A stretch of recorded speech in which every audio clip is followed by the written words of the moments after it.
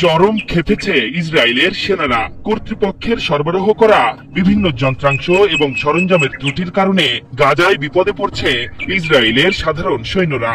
সম্প্রতি গাজার স্থলভাগে সামরিক অভিযান পরিচালনা করতে গিয়ে একের পর এক হোঁচট খাচ্ছে দখলদার সৈন্যরা।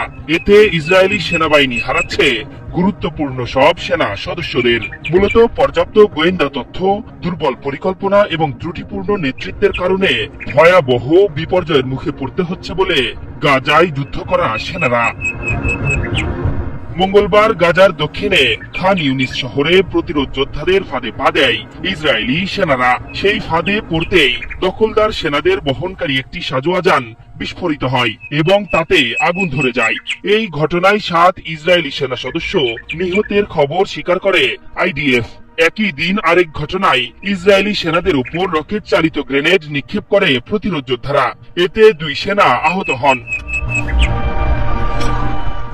পদ্ধতিগত অবহেলা ও ব্যর্থতার কথা তুলে ধরে পাবলিক ব্রডকাস্টার কানকে ইসরায়েলি সেনা সদস্যরা অভিযোগ করে বলেছেন, তাদের ব্যক্তিগত অস্ত্র, মাঝারি মেশিন গান এবং পুমা আর্মার্ড পার্সোনাল ক্যারিয়ার প্রায় বিকল হয়ে যায় এবং সেসব পর্যাপ্ত সুরক্ষা দিতেও ব্যর্থ। সেনাদের মতে এই যান্ত্রিক ত্রুটিগুলোর পুনরাবৃত্তি খান ইউনিসে প্রাণঘাতী ঘটনার জন্য বড় ধরনের অবদান রেখেছে। সেনাদের ভয়াবহ এই অভিযোগের কোনো জবাব দেয়নি দখলদার সেনাবাহিনীর শীর্ষ নেতৃত্ব। খান ইউনিসের বিষয়টি নিশ্চিত করলেও এ নিয়ে মুখে কুলু পেটেছে তারা। গাজায় যুদ্ধ শুরু হওয়ার পর থেকে এই ঘটনাকে সবচেয়ে ভয়াবহ অবহেলা হিসেবে আখ্যা দিয়েছে ব্রডকাস্টার কান। বিশ্লেষকরা বলছে, প্রায় 2 বছর ধরে চলা সামরিক অভিযানের কার্যকারিতা এখন অনেকটাই হ্রাস পেয়েছে।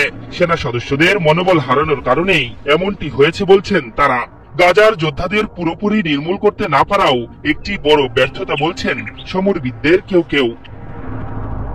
দীর্ঘদিন ধরে চলা ইসরায়েলের আগ্রাসনে প্রতিরোধ যোদ্ধাদের কোনো অবকাঠামোই অবশিষ্ট নেই। তবু ধ্বংসস্তূপে দাঁড়িয়ে দখলদার সেনাদের বড় পরীক্ষা নিচ্ছে গাজার সশস্ত্র গোষ্ঠী। উন্নত সব প্রযুক্তির সহায়তা নিয়েও তাদের যুদ্ধ কৌশল ও দমনে কার্যকরী পদক্ষেপ নিতে ব্যর্থ হচ্ছে নেতানিয়াহুর বাহিনী।